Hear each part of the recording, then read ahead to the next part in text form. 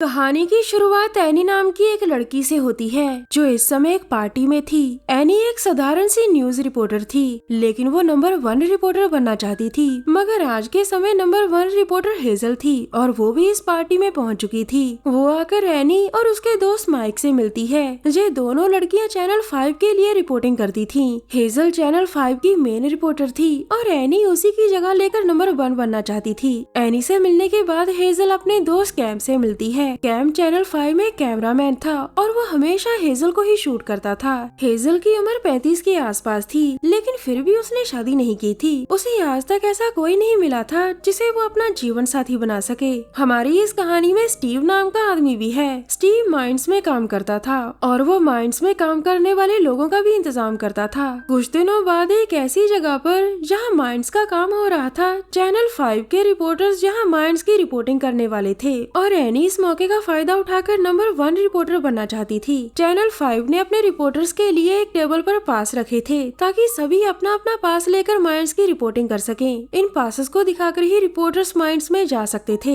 Any hazel का पास उठाकर dustbin में फेंक देती है ताकि वो रिपोर्टिंग न कर सके। उसके जाने के बाद हेजल अपना पास लेने आती है, लेकिन वो उसे कहीं नहीं मिलता। उसे रिपोर्टिंग जल्द ही शुरू करनी थी, लेकिन पास के बिना वो माइंस में दाखिल नहीं हो सकती थी। उसके पास इतना भी समय नहीं था कि वो चैनल 5 से नया पास मांग सके। आखिर में वो किसी ऐसे बंदे को ढूंढने का फैसला करती है जो उसे बिना पास के ही माइंस में दाखिल करा सके। इसी बीच उसे बाथरूम आने लगता है और वो गलती से जेंट्स बाथरूम में दाखिल हो जाती है, जहाँ उसे स्टीव मिलता है जो इसी माइंस में काम करता था और अभी अभी नहा कर आया था। उसके पूछने पर हेजल उसे सब बताकर मदद मांगती है। हेजल की बात सुनकर स्टीव उसकी मदद करने के लिए तैयार हो जाता है। थोड़ी देर बाद रिपोर्टिंग शुरू हो जाती है और ये रिपोर्टिंग चला कैनी कर रही थी। इसी दौरान स्टीव भी हेजल को लेकर माइन में आता है। स्टीव हेजल की खूबसूरती पर फिदा हो चुका था, इसीलिए वो उसकी मदद कर रहा था। रिपोर्टिंग करते करते एनी कहती है, आज माइंस में पहली बार लेजर के जरिए माइनिंग की जाएगी। ये माइंस की दुनिया में क्रांति है।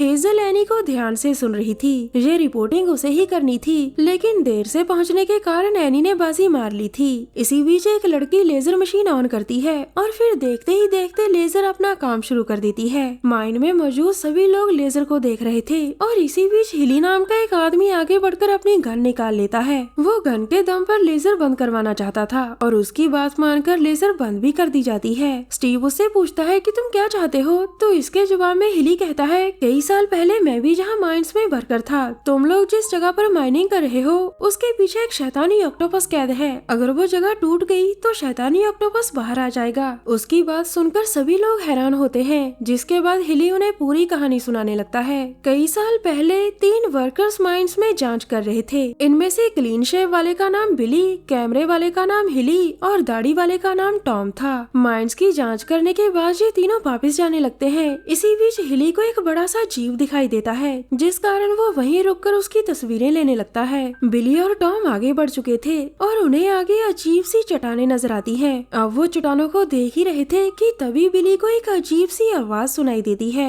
वो आवाज की तरफ जाता है तो उसे एक अजीब सा जीव नजर आता है। बिली हैरान होकर उसे देख ही रहा था कि तभी वो उसके चेहरे पर कोई लिक्विड फेंकता है। इस लिक्विड के कारण बिली का चेहरा गलने लगा था और वो डरकर जोर से चीखता है। उसकी चीख सुनकर टॉम भी उसके पास आ गया था। बिली का हाल देखकर वो बहुत डर गया था और उसकी मौत के बाद वो भागकर हिली के पास जाता है। अब वो दोनों जल्दी जल्दी माइन से भागने लगते हैं, लेकिन शैतानी ऑक्टोपस टॉम को पकड़कर मार देता है। हिली ने भी ऑक्टोपस की झलक देख ली थी, जिसके बाद वो बारूद की मदद से माइंस को उड़ाकर बंद कर देता है। पूरी कहानी सुनाने के बाद हिली सभी से कहता है, तुम लोग उसी माइन को तोड़ रहे हो जिसे मैंने कई साल पहले बंद किया था। इसके बाद वो अपनी जैकेट खोलता है जिसके अंदर बहुत सारा बारूद था। हिली ये सारी तैयारी ऑक्टोपस के लिए करके आया था ताकि अगर ऑक्टोपस बाहर निकले तो वो उसे खत्म कर सके। वो सभी को माइन से बाहर जाने को कहता है, लेकिन तभी ऑक्टोपस एक लड़के को खींचकर एक गड्ढे में फंसा देता है। अब सभी लोग लड़के के पास आकर उसे बाहर निकालने की कोशिश करने लगते हैं। इसी दौरान ऑक्टोपस हिली के पीछे आकर उसे पकड़ने लगता है और तभी हिली खुद को बारूद से उड़ा लेता है। इस धमाके के कारण ऑक्टोपस जख्मी होकर वहाँ से भाग गया था,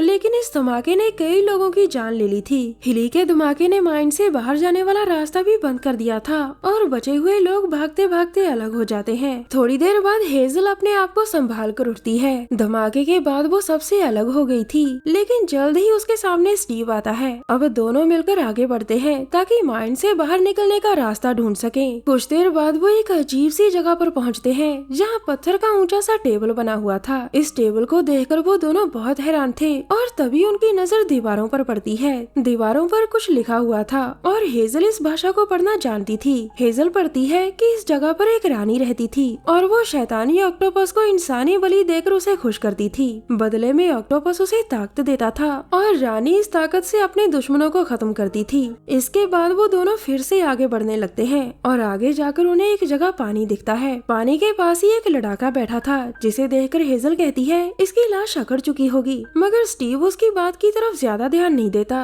और वो अपने कपड़े उतारकर पानी में जाने का फैसला करता है। स्टीव को उम्मीद थी कि वो पानी के जरिए जहाँ से बाहर निकलने का रास्ता ढूंढ लेगा। वो जल्दी जल्दी हेजल से विदा लेकर पानी में चला जाता है। उसके जाने के बाद हेजल वहाँ अकेली रह गई थी और तभी वो लड़ाका जिंदा हो जाता है। दूसरी तरफ एनी और लेजर मशीन चलाने वाली सैंडी भी बाहर निकलने का रास्ता ढूंढ रही थी। उनके सामने कैम और माइक आते हैं। दोनों पर किसी जीव ने कब्जा कर लिया था जिस कारण वो दोनों ज़ॉम्बीज में बदल गए थे। उधर लड़ाके ने हेजल को बेहोश कर लिया था और उसने हेजल को बलि के लिए भी तैयार कर लिया था। वो जैसे ही उसे पत्थर पर लिटाता है तो वहाँ वो लोग भी पहुँच जाते हैं जो ज़ॉम्बीज बन चुके थे। कैम और माइक ने एनी और सैंडी को भी बदल दिया था। अब सभी ज़ॉम्बीज हेजल को टेबल पर बांधते हैं और फिर वहाँ से चले जाते हैं। हेजल की नजर एक खास चेयर पर भी पड़ती है और उसे देखकर वो डर जाती है। देखते ही देखते जमीन से ऑक्टोपस निकलकर हेजल को दबोच लेता है। अब हेजल एक अलग दुनिया में थी और वो खुद को रानी मान रही थी। इसके बाद वो दूसरी दुनिया में जाती है और वहाँ उसे असली रानी दिखती है। शैतानी ऑक्टोपस इसी रानी की बात मानता था और रानी हेजल के पास आकर उसे कहती है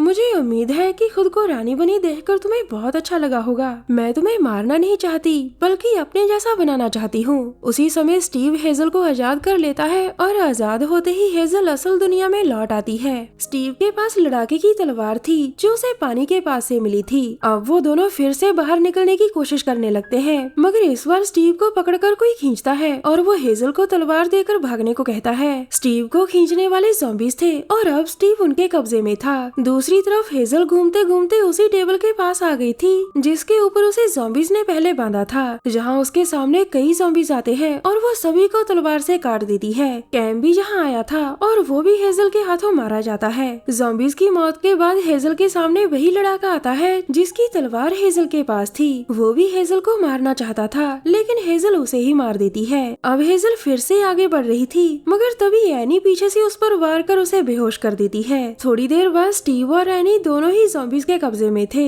एनी ने रानी से समझौता कर लिया था और एनी अब हेजल की बलि देकर रानी को खुश करना चाहती थी। वो बातों बातों में खुद को बड़ी रानी बताती है और ये बात ऑक्टोपस को अच्छी नहीं लगती, जिसके बाद वो एनी को मार देता है। एनी की मौत के बाद स्टीव हेजल को एक विस्फोट देता है जो उसे कहीं से मिला था। फिर वो विस्फोट को ऑन कर वहाँ से भागते हैं और उनके भागने के बाद एक बड़ा सा धमाका होता है। इस धमाके ने पूरी माइन को तबाह कर दिया था और ऑक्टोपस भी इस धमाके में आकर मारा जाता है। कहानी के आखिर में हेजल और स्टीव पानी से होते हुए बाहर निकल आते हैं और दोनों की जान बच जाती है। रानी आज भी जिंदा थी लेकिन उसकी खबर किसी को नहीं थी कि अब वो कहाँ है। हमारी वीडियो देखने के लिए धन्यवाद।